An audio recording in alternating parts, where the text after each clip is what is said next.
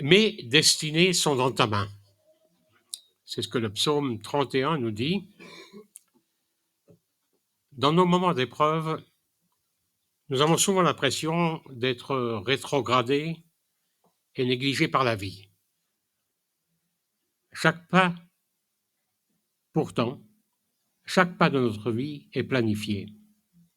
Le Seigneur tient nos vies dans sa main. Dieu lui-même orchestre toutes nos circonstances de la vie. Dans le début, Pascal a lu ce morceau du psaume 138 qui dit que même dans ma conception, au moment où je n'étais encore qu'une masse informe et vide, le Seigneur tenait mes destinées dans sa main. Dieu lui-même orchestre toutes les circonstances de notre vie. Que nous soyons convaincus de cela ou non, c'est en fait une vérité inéluctable. Et le psaume 31 continue, mais Seigneur, en toi je me confie. Ô Éternel, je dis, tu es mon Dieu, mes destinées sont dans ta main. C'est un verset qu'on a lu il y a une dizaine de jours lors des obsèques d'Esther. C'est une affirmation qui résonne très fort face en particulier à la vie qu'Esther a vécue, à sa maladie, à sa mort même. Le psalmiste affirme que Dieu lui-même orchestre toutes les circonstances de nos vies. Les circonstances faciles, les circonstances difficiles, les temps de bénédiction, les temps d'épreuve. Cela nous surprend. Et pourtant, c'est une vérité, comme je viens de le dire, inéluctable. Nous pouvons ne pas admettre cela, et pourtant cette réalité est là, quoi qu'il arrive. Dieu est aux commandes de nos vies.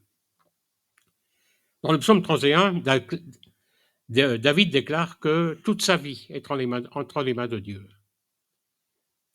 C'est un psaume qu'il écrit dans une période très difficile de sa vie. On ne connaît pas bien les circonstances, mais on voit bien que c'est un temps d'épreuve pour David quand il dit cela. Mais en toi, je me confie. Dans les moments difficiles, dans les moments d'épreuve, sa vie était menacée. Il devait certainement avoir peur pour le lendemain. Mais David dit, je ne suis pas vraiment inquiet à ce sujet, car finalement, je sais que le Seigneur tient ma vie dans sa main. Tu es mon Dieu, dit-il, dans le psaume 31. Et ça fait écho à un psaume précédent, psaume 23. C'est lui l'Éternel, c'est lui mon berger. Je ne crains aucun mal, car tu es avec moi. Ta houlette et ton bâton me rassurent. Lorsque nous considérons le fait que notre temps est entre les mains de Dieu, une des choses qui est difficile, c'est de comprendre que son temps n'est pas forcément notre temps. Que les choses que nous souhaitons ne sont pas forcément les choses que le Seigneur souhaite pour nous, en tout cas pour ce temps particulier. Le Seigneur se tient près de nous toujours, quelles que soient les circonstances, quelles que soient les choses que nous vivons, il est toujours à côté de nous. Avec Dieu, il n'y a jamais de moment perdu. Il n'y a jamais d'expérience négative. Le Seigneur se sert de toutes les choses de notre vie pour nous faire grandir. Il est aux commandes de nos vies. C'est pourquoi David est si confiant. C'est pour ça qu'il peut dire, mais je te fais confiance.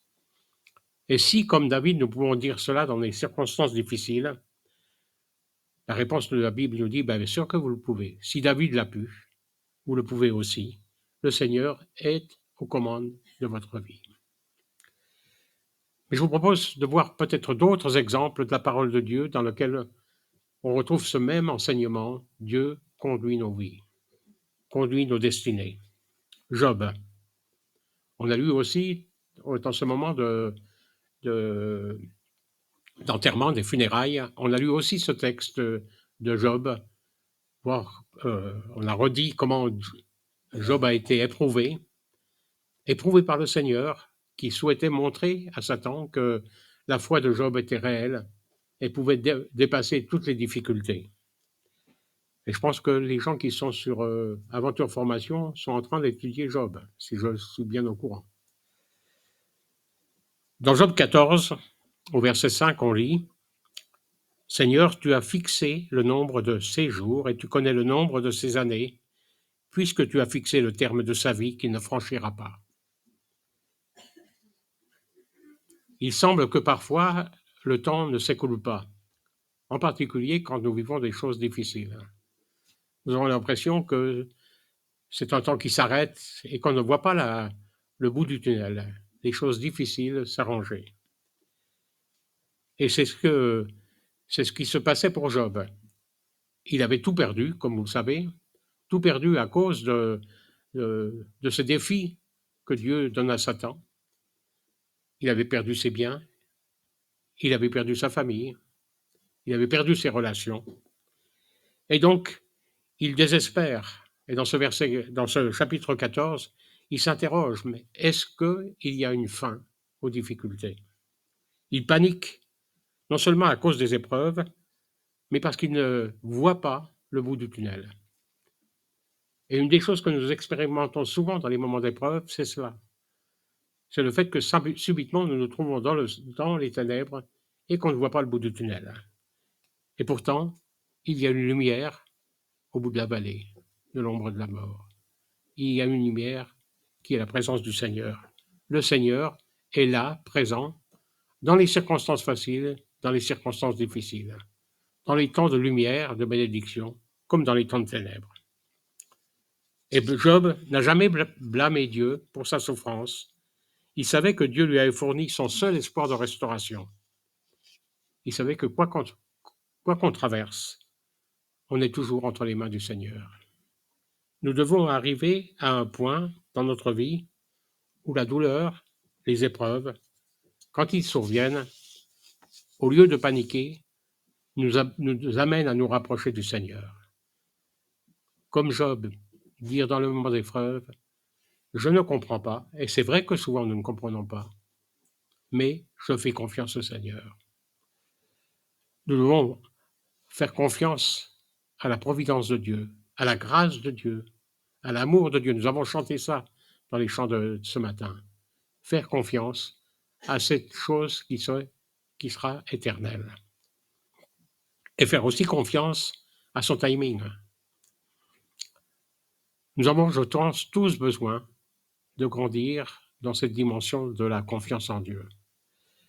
La plupart de nous, au lieu de nous concentrer sur la question du quand tout cela va finir, nous avons besoin de dire, mais Seigneur, ces choses-là sont aussi les moyens que tu utilises pour augmenter ma confiance en toi.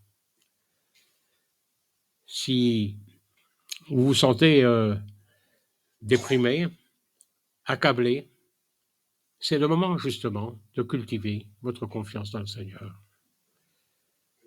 Si vous vous sentez poussé à agir pour vous libérer des difficultés et que ce n'est pas dans le temps de Dieu, là aussi, vous avez besoin d'apprendre à faire confiance au Seigneur. J'ai eu quelques expériences en essayant de prendre les choses en main et de me rendre compte que ces expériences étaient finalement des choses qui m'ont régressé dans ma vie spirituelle plutôt que de me faire progresser. Il nous faut apprendre à marcher avec le timing de Dieu. Je vais vous illustrer ça par une petite histoire. L'histoire d'un petit garçon qui joue dehors et qui, dans le jardin, trouve une chenille. Vous savez, ce petit animal jaune et noir. Il trouve que c'est joli et il le ramasse, il le ramène à la maison. Il demande à sa maman s'il peut la garder et sa maman lui dit, bah oui, il faut que tu en prennes bien soin. Donc il prend un bocal, il met la chenille dans le bocal avec des herbes, avec des petites feuilles pour que la chenille ait à manger. Et puis il met dessus aussi un petit bâton pour que la chenille puisse grimper, pour qu'elle puisse se déplacer. Et chaque jour, il observe la chenille. La première chose qu'il fait dès qu'il se réveille, c'est d'aller voir comment se comporte la chenille dans son bocal.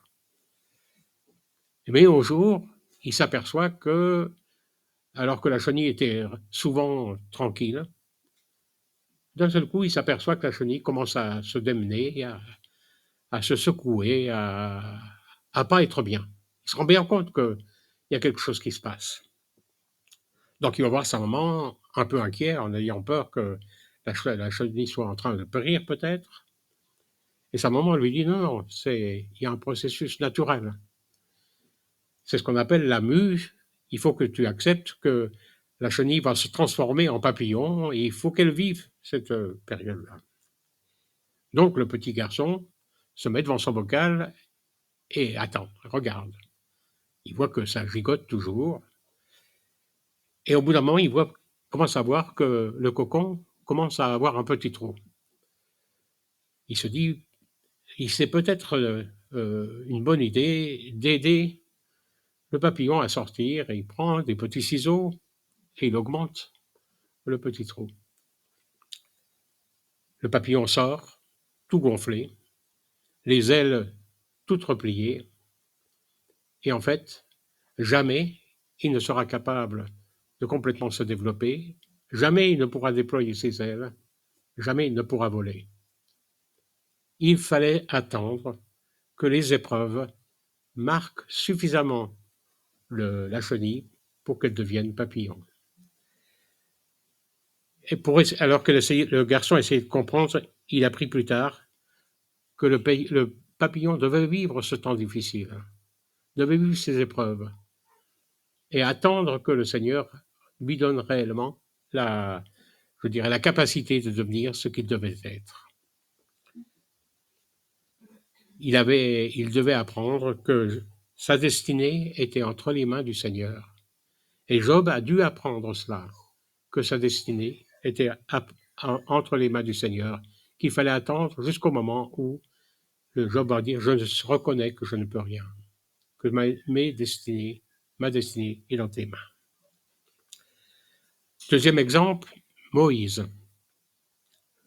Dans Acte 7, au verset 20 à 22, on lit en fait un résumé rapide de la vie de Moïse. À cette époque naquit Moïse, qui avait la faveur de Dieu. Pendant 3 ans, il fut élevé dans la maison de son père. Lorsque finalement ses parents durent l'abandonner, il fut recueilli par la fille de Pharaon, qu'il éleva comme son propre fils. C'est ainsi que Moïse fut instruit dans toute la science des Égyptiens et qu'il devint un homme dont la parole et les actions avaient des effets remarquables. Je me rappelle quand, il y a quelques années, pas si longtemps que ça, hein, on m'a raconté cette histoire à l'école du dimanche. Hein, vous vous rappelez cette histoire du petit garçon qui naît dans une période très difficile. Pharaon a décidé un génocide, en fait. Voulait éliminer, en tout cas, contrôler la croissance du peuple juif et avait décidé de tuer tous les petits garçons qui naissaient. Sa maman, quand elle accouche, évidemment, essaye de trouver une solution, construit une corbeille et met la corbeille dans le Nil, laisse flotter la corbeille dans le Nil. Elle vous raconter cette histoire. La fille de Pharaon, qui va se baigner, voit cette petite corbeille flotter, prend la corbeille et découvre le bébé dedans. Et elle décide, au fond, de l'adopter, de le prendre en charge. Le Seigneur prend en plus conscience qu'il est important que Moïse apprenne les choses fondamentales dans son cocon familial. Et le Seigneur fait comment? Eh bien, il décide de placer Moïse pendant 3 mois en nourrice. Chez qui? Chez sa maman biologique. Vous savez comme moi que c'est certainement un des moments les plus importants de la croissance de l'être humain. Ce moment au début de la vie, dans son contact avec sa sphère familiale. Et puis au bout des 3 mois, Moïse grandit comme un jeune Égyptien, comme un jeune prince égyptien, Il va effectivement, comme le dit le texte, bénéficier de tout l'enseignement qu'on enseignait dans les écoles égyptiennes, va devenir un leader, je dirais presque, hein, en Égypte. Mais après des années, après 40 ans en fait, il découvre son origine juive et constate la manière dont son peuple est traité en Égypte. Avec colère, il est conduit à tuer un contremaître égyptien qui était en train de frapper un esclave juif, et il doit fuir, fuir dans le désert. Il passe du statut de prince égyptien, j'allais dire, voilà, un dirigeant, il passe à renégat, un sans-abri. Il se réfugie dans le désert de Madian. En fait, un tiers de sa vie va se dérouler dans ce désert. 40 ans, quasiment, d'abord en Égypte, puis 40 ans après, isolé, dans le désert, en train de peut-être se dire: «Qu'est-ce que j'ai fait comme bêtise? Je peux plus». Je pense qu'il se pensait une destinée, et voilà, sa destinée avait été, euh, avait été annihilée par cet échec. Dieu l'avait sûrement oublié. Parce que 40 ans et 40 ans, ça fait 80. Et à 80, qu'est-ce qu'on fait? Moi, j'ai 81 ans. C'est pas à 81 ans qu'on va qu'on va faire une nouvelle carrière, qu'on a de nouveaux projets. Je me demande comment Moïse s'est senti pendant cette période. Mais voilà que Dieu l'appelle. 81 ans. Dieu ne l'a pas oublié. Dieu a même utilisé ces 40 ans pour donner la patience à Moïse face aux différentes difficultés qu'il va vivre avec le peuple d'Israël dans le désert. Dieu le laissait mûrir, lui laissait le temps de faire les changements nécessaires pour qu'il puisse être apte à la mission qu'il lui avait confiée. Moïse a appris aussi que finalement, c'est Dieu qui prend le timing de nos vies, c'est Dieu qui prend en charge nos destinées. Moïse a compris que le temps était entre les mains de Dieu, et vous savez qu'il va de nouveau rester 40 ans, donc 120, dans le désert. Un dernier exemple, Paul. Paul a aussi appris que son temps était entre les mains de Dieu. Paul est un personnage extrêmement important de la parole de Dieu. C'est l'écrivain le plus important de la Bible. C'est lui qui a le plus écrit. 2/3 de ce qu'on appelle le Nouveau Testament sont des écrits de Paul. Et c'est lui en plus qui a eu la tâche importante de propager l'Évangile dans les pays qui n'étaient pas Israël. Donc le développer, en fait, il a bénéficié de sa double culture. Il était à la fois citoyen romain et juif pour pouvoir avoir cette mission d'être celui qui évangéliserait le monde connu à ce moment-là. Bien que Paul ait été l'un des plus importants témoins du Seigneur, comme nous savons, il n'a pas commencé sa vie de cette manière. Avant d'accepter Jésus comme son Seigneur et Sauveur, il a persécuté l'Église. Il a grandi dans la foi juive. Il était convaincu que cette nouvelle secte qui venait de l'être avec l'arrivée de Jésus-Christ devait être combattue. Et comme vous le savez, il a pris la mission de pourchasser les chrétiens. Et par exemple, on sait que Paul était présent lorsque Étienne a été lapidé. Il approuve la mort d'Étienne et il a normalement comme en charge de chercher d'autres personnes comme ça et de les persécuter. Mais comme vous savez, c'est quand il est sur la route de Damas que Dieu l'arrête et le frappe en touchant ses capacités. Lui, pour Paul, il lui fait perdre la vue. Paul cherchait à savoir qui il était, pourquoi il vivait, quel était le but de sa vie.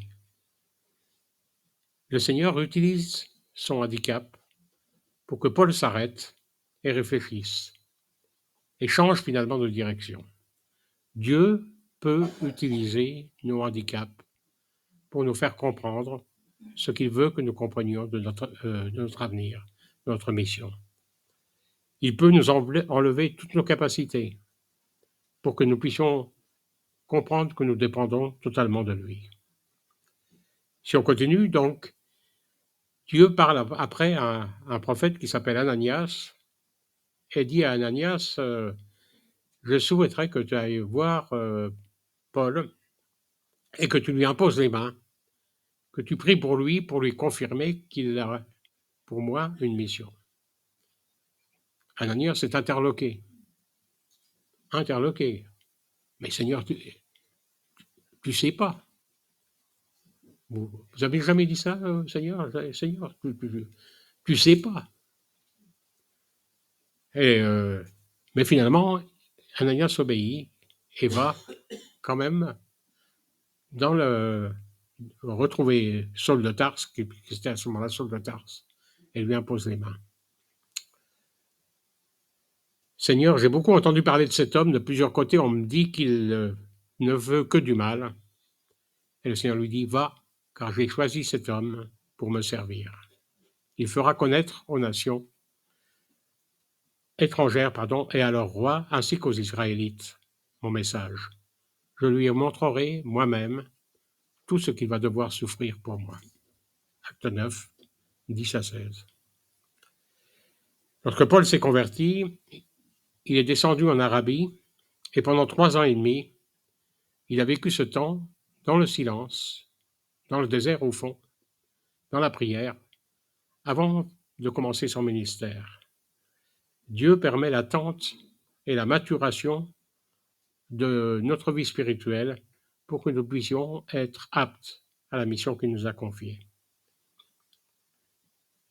Dieu veut prendre en main nos destinées.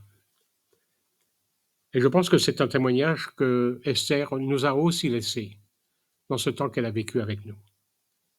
Elle savait, elle affirmait que sa destinée était entre les mains de Dieu, y compris dans ces temps difficiles, y compris dans ses souffrances, y compris dans la perte de ses capacités. Tous ces exemples de Job à Esther, notre sœur, nous montrent que la vie chrétienne avec le Seigneur n'est pas une vie exempte d'épreuves. Dieu n'a pas promis aux croyants de vivre une vie sans difficulté, mais il nous a promis d'être là quoi qu'il arrive, de diriger nos vies quoi qu'il arrive. Il y a une ressource que le Seigneur nous donne. Le Seigneur est toujours prêt à ce que nous nous tournions les regards vers lui, que nous l'appelions à sa présence. Il est prêt à nous accompagner dans nos difficultés. Même si je marche dans la vallée de l'ombre de la mort, je ne crains aucun mal, car tu es avec moi. Dieu connaît toute situation de nos vies. Il nous accompagne, car l'Éternel, ton Dieu, marchera avec toi, il ne te laissera pas, il ne t'abandonnera pas. Deutéronome 31, verset 6. C'est aussi l'espérance que le Seigneur nous donne, c'est aussi l'espérance que le Seigneur nous a donnée dans l'exemple d'Esther, dans la vie qu'Esther a vécue. Dieu essuie toute larme. Il y a un temps où effectivement le Seigneur nous assure de la vie éternelle, ce temps où il n'y aura plus ni pleurs, ni deuil, ni larmes. Apocalypse 21, verset 4. Amen.